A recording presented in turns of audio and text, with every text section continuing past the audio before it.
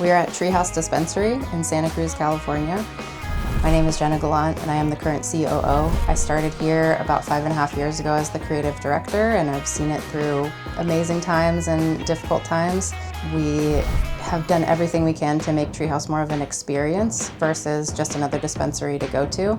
So we're not only a cannabis dispensary, we're also an art gallery and event space. So we host First Friday events every month, and we partner with local artists to make it more of an experience to everybody that walks through the door versus just coming in to get your weed. So we have an artist residency program. We partner with 4 different local artists, and their work is up in the gallery for 3 months at a time. We do everything we can to promote them on our social media, on our website, and we sell their work for them as well. So it's really important to us to uplift people who maybe have a harder time breaking into the Santa Cruz art scene. It can be really competitive here, it can be very expensive to get your work into a gallery, so there's no fee, no barriers. In 5.5 years that I've been here, we've worked with over 80 artists. Everything from hand-blown glass, to ceramicists, to painters, to muralists who have installed murals on the wall in the gallery, to photographers and people that draw with charcoal or pencil. It really runs the gamut. Most of the artists we work with are also cannabis enthusiasts, and it's not that they make art about weed, it's that they connect with art through cannabis. It's been a really cool experience to see how cannabis affects different artists and what it brings out of them.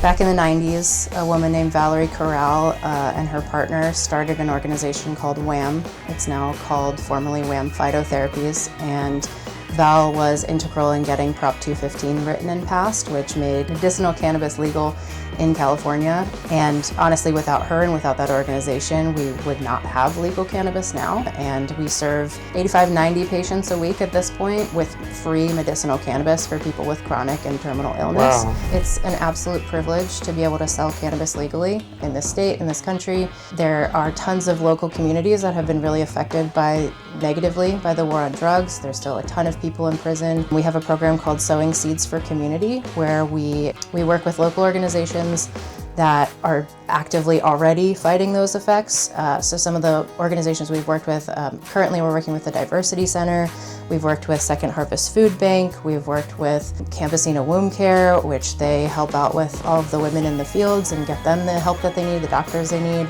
We also do a roundup program with the Last Prisoner Project. So we've been partnering with them since 2020 and have raised almost $80,000 just through our roundup program. We also partner with other brands that are interested in fighting those effects of the war on drugs and getting people out of prison for nonviolent cannabis crimes. So it's incredibly important work, and we wouldn't be able to do it without the support of our staff and the support of our community. Yeah, we're one of 3 in the state. We've had a drive-through since 2020. It actually came about because of the limitations of COVID. It was always something that we dreamed of doing, of having a drive-through, being able to serve customers who need accessibility in this way has been really pivotal for serving the community. And it just makes a huge difference for people with disabilities, for people that need to swing by and they have dogs or kids or whatever, because we can compliantly serve them through the drive-thru.